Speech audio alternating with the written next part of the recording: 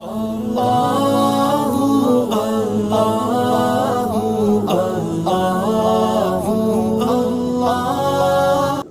باللہ من الشیطان الرجیم بسم اللہ الرحمن الرحیم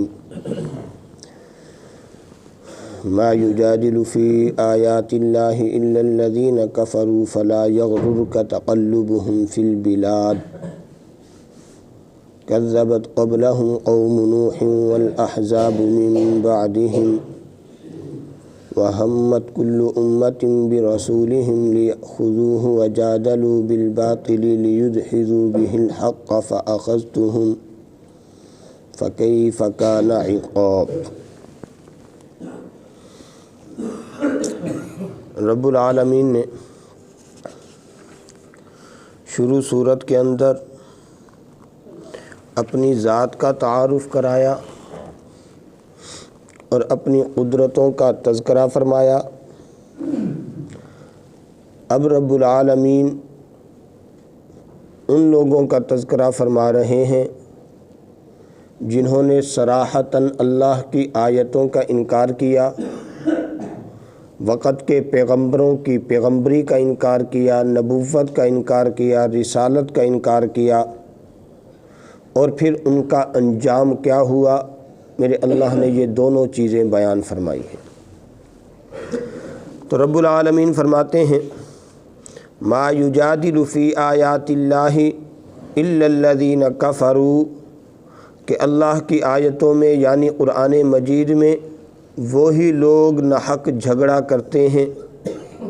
کفروا جو کافر ہیں، جو منکر ہیں۔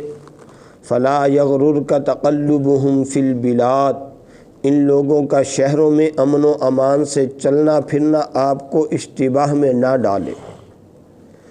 یعنی ایک طرف رب العالمین کی آیتوں کا انکار کرنے والے، اللہ کے پیغمبروں کی پیغمبری کا، رسالت کا، ان کے لائے ہوئے دین کا انکار کرنے والے، مذاق کرنے والے، مذاق اڑانے والے، اور دوسری طرف ہم دیکھتے ہیں کہ ان کی دنیا کی زندگی انتہائی اعلیٰ، دنیا کی ٹیکنالوجی میں اعلیٰ، دنیا کے وسائل میں اعلیٰ، دنیا کی نعمتوں میں اعلیٰ۔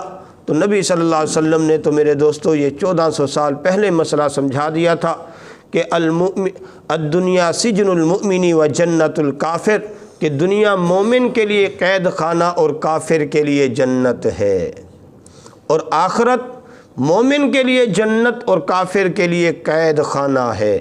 تو میرے دوستو قید خانے کے اندر انسان اپنی مرضی کی زندگی نہیں گزار سکتا، بلکہ قید خانے کے اندر اس کے سونے جاگنے تک کے ٹائم طے کیے جاتے ہیں، اس کے کھانے پینے تک کے ٹائم طے کیے جاتے ہیں۔ مرضی سے وہ باہر بھی نہیں آ سکتا، مرضی سے گھر بھی نہیں جا سکتا۔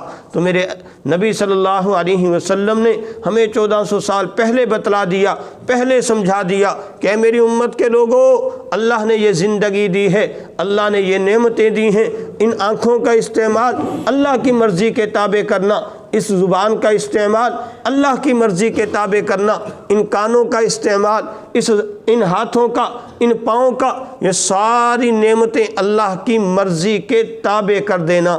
کیوں؟ الدنیا سجن المؤمن، ایمان والے تو دنیا کے قید خانے میں ہیں، اور یہ اللہ نے زندگی دی ہی آخرت کے لیے ہے۔ وجنت الکافر، اور دنیا کافر کے لیے جنت ہے، اس لیے ان کے پاس فراوانی ہوگی، اس لیے ان کا یہ شہروں میں چلنا پھرنا، ان کا یہ کر و فر، ان کی یہ نعمتوں کی بہتات، فلا یغررک تقلبهم، اے ایمان والو تمہارے ایمان کو ڈگمگا نہ دے، تمہارے دلوں کے اندر کہیں دھوکہ نہ پیدا ہو جائے کہ ان کے پاس یہ ہے ہمارے پاس کیوں نہیں۔ تو میرے اللہ فرماتے ہیں میرے بندے تیرے لیے میں نے سب کچھ آخرت میں تیار کر رکھا ہے۔ تو میرے دوستو میرے اللہ ہمیں یہی سمجھا رہے ہیں۔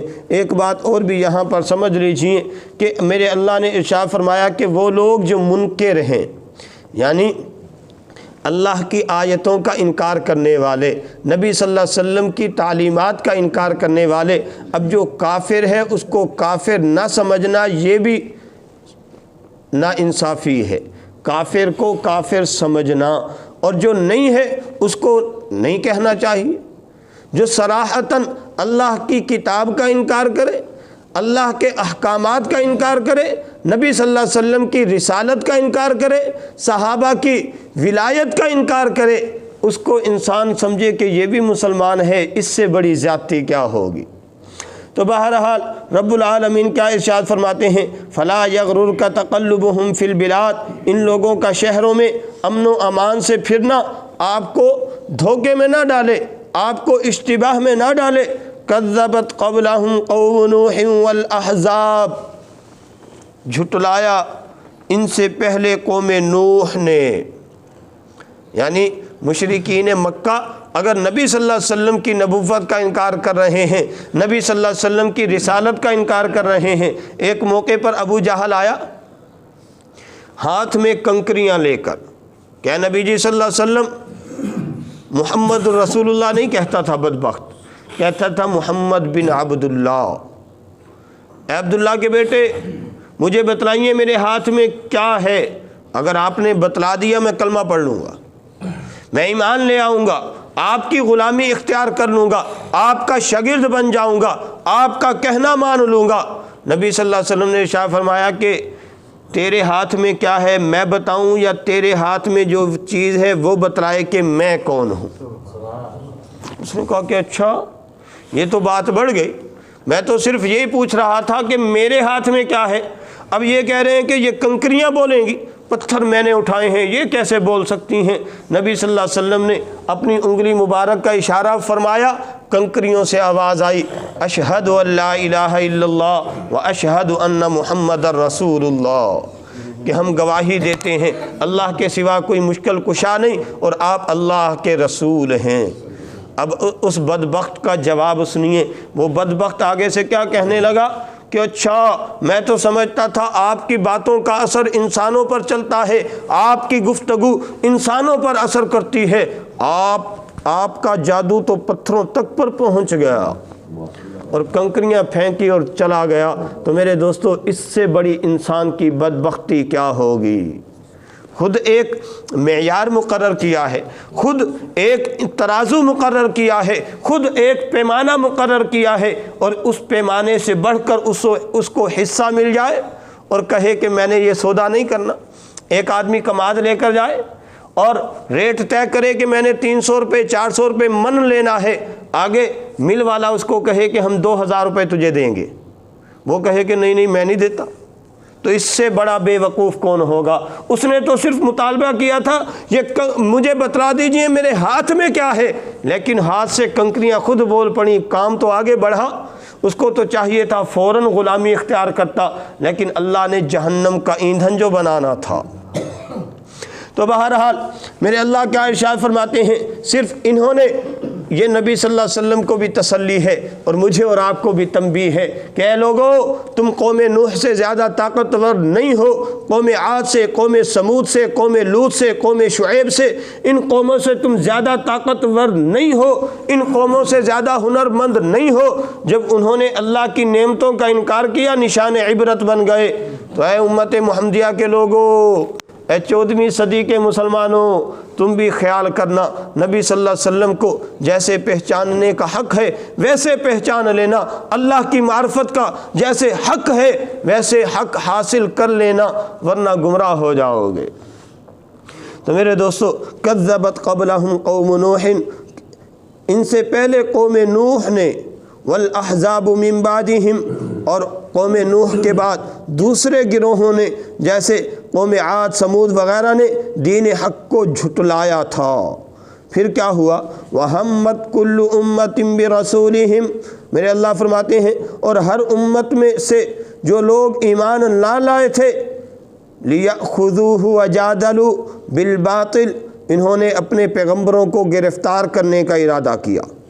کیا کیا؟ اپنے پیغمبروں کو گرفتار کرنے کا ارادہ کیا۔ وَجَادَلُوا بِالْبَاطِلِ، اور ناحق جھگڑے کرنے لگے۔ لِيُدْحِضُوا بِهِ الْحَقَّ فَأَخَذْتُهُمْ، تاکہ اس ناحق کے ذریعے سے حق کو باطل کر دیں، ناحق کے ذریعے سے حق کو ہم ختم کر دیں۔ تو میرے دوستو، کیا وہ ایسا کر سکے؟ نہیں، فَأَخَذْتُهُمْ، میرے اللہ فرماتے ہیں ہم نے ان کو پکڑ لیا، ہم نے ان کو نشان عبرت بنا دیا۔ فَكَيْفَ كَانَ عِقَابِ، ذرا دیکھو ہماری سزائیں کیسی ہیں، ذرا دیکھو تو صحیح ان کا انجام کیسے ہوا۔ اور اے امت محمدیہ کے لوگوں، تم بھی موتو قبل ان تموتو، مرنے سے پہلے مرنے کی تیاری کر لینا، مرنے سے پہلے مرنے کا سامان کر لینا، اللہ سے صلح کر لینا، اللہ سے معاملات درست کر لینا۔ اور التائب من الذنب کمن لا ذنب لہ، گناہوں سے توبہ کرنے والا ایسے ہے جیسے گناہ کیے ہی نہیں ہے۔ تو مرنے سے پہلے پہلے معاملات درست کرنا، زندگی کا رخ درست کرنا۔ اللہ نے یہ زندگی دی ہے ایک مرتبہ، اور میرے دوستو اس پرفتن دور کے اندر زندگی بنانے کا آسان ترین طریقہ کیا ہے؟ یہ دعوت و تبلیغ کی محنت۔ جب انسان مسجد کے ماحول میں رہے گا، مسجد کے ماحول سے جڑے گا، المؤمن فی المسجد کالسمک فی الماء، مومن تو مسجد میں ایسے ہے جیسے مچھلی پانی میں۔ تو میرے دوستو آج ہمارا مسجد میں دل کیوں نہیں لگتا؟ آج ہم مسجد میں زیادہ دیر ٹھہرنا گوارا کیوں نہیں کرتے؟ وجہ کیا ہے؟ کہ ہمارے دل زنگ آلود ہو چکے ہیں۔ جیسے ایک آدمی کو سانپ ڈس لے اور پھر اس کے بعد اس کو نیم بھی پلائی جائے، وہ کہے گا یہ تو کڑوی نہیں ہے۔ کیا ہے کہ بیماری کی وجہ سے منہ کا ذائقہ ختم ہو گیا۔ اسی طرح گناہ کر کر کے ایمان کی حلاوت ختم ہو گئی، ہم ایمان سے دور ہو گئے، دلوں پر زنگ لگ گیا۔ اب یہ زنگ دور کیسے ہوگا؟ جب ہم ماحول سے جڑیں گے، ہم اللہ کے مہمان بنیں گے، اللہ کی ضربیں لگائیں گے، لوگوں کو ایمان کی دعوت دیں گے۔ ان کا ایمان بنے یا نہ بنے، میرا اور آپ کا ایمان بن جائے گا۔ جب میں دوسرے کو کہوں گا لا الہ الا اللہ، اللہ کے سوا کوئی مشکل کشا نہیں، اللہ کے سوا کوئی حاجت روا نہیں، اللہ کے سوا کوئی کچھ کرنے والا نہیں، اس کا دل کا زنگ دور ہو یا نہ ہو، میرا دور ہو جائے گا۔ تو کیا خیال ہے، دلوں کا زنگ دور کریں یا نہ کریں؟ کون کون نیت کرتا ہے؟ کون کون عزم کرتا ہے؟ تو میرے دوستو یہ دعوت و تبلیغ کی محنت یہ اسی سلسلے کی کڑی ہے کہ اللہ ایمان کی حلاوت نصیب کر دے۔ یہ سندھ سے حضرات آ گئے، کہاں سکھر اور کہاں مبارک پور۔ تو میرے دوستو ان حضرات نے ہجرت کی ہے، میں اور آپ نصرت کرنے والے بن جائیں۔ یہ ہجرت والے نصرت والے دونوں ملیں گے، انشاءاللہ اللہ ہدایت کے فیصلے فرما دیں گے۔ دعا ہے کہ رب العالمین مجھے بھی آپ کو بھی جو کچھ کہا سنا، اللہ ہم سب کو فکر و عمل کی دولت سے نوازے۔